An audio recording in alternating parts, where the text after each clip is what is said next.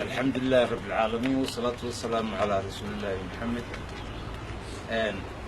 marka hore waxaan saxaafada dadweynaha in dhageysanaya bahda sharciga qaranka ah gudiyada qaranku u saaray arrimahan oo kale sida gudida diiwaangelinta axsaabta qaranka xubnaha ku jira ee sharciyada garanaya ilaahayna garanaya intaba assalaamu calaykum waraxmatullaahi wabarakaatuh. waxaan marka hore aan idiin sheegayaa xusbigu wuxuu bayaamiyey xubinta golaha deegaanka ee qayra sharciga ugu tagtaa meel kale afartii bisha uu bayaankaa soo saaray.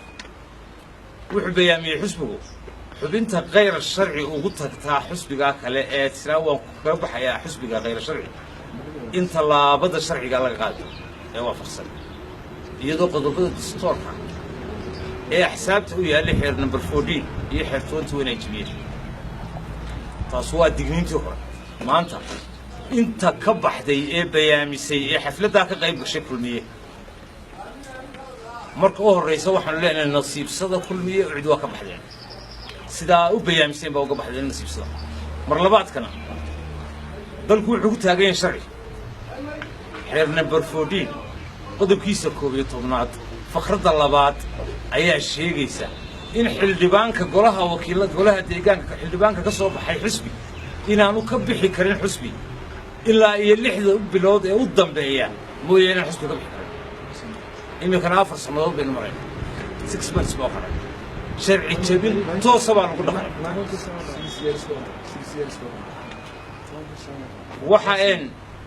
waxa maxaan ku idhaahdaa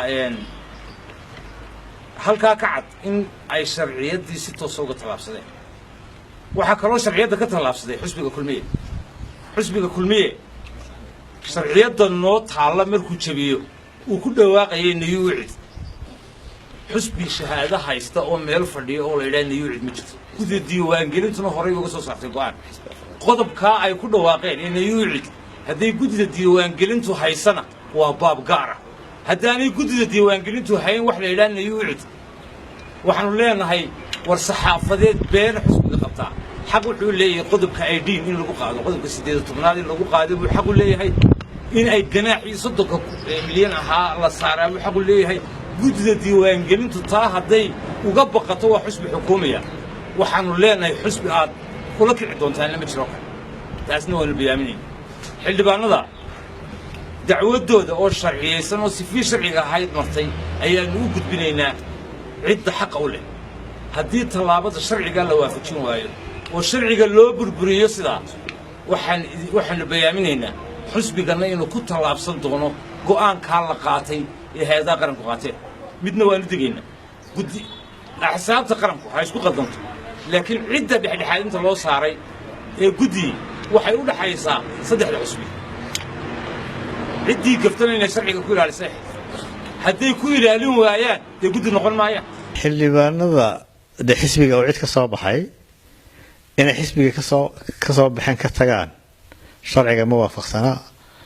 waxaana ila tahay arrintaasi dee sharci baa ka yaalla waanu waayahay xildhibaanka ka soo baxay xisbiga u cid ee declare gareeyay inuu ka baxay xisbiga u cid golaha deegaanka wuu waayayaa kursiga saasuu sharcigu qabaa xaq baana u leeyihiin xisbiga u cid inay soo bedeshaan.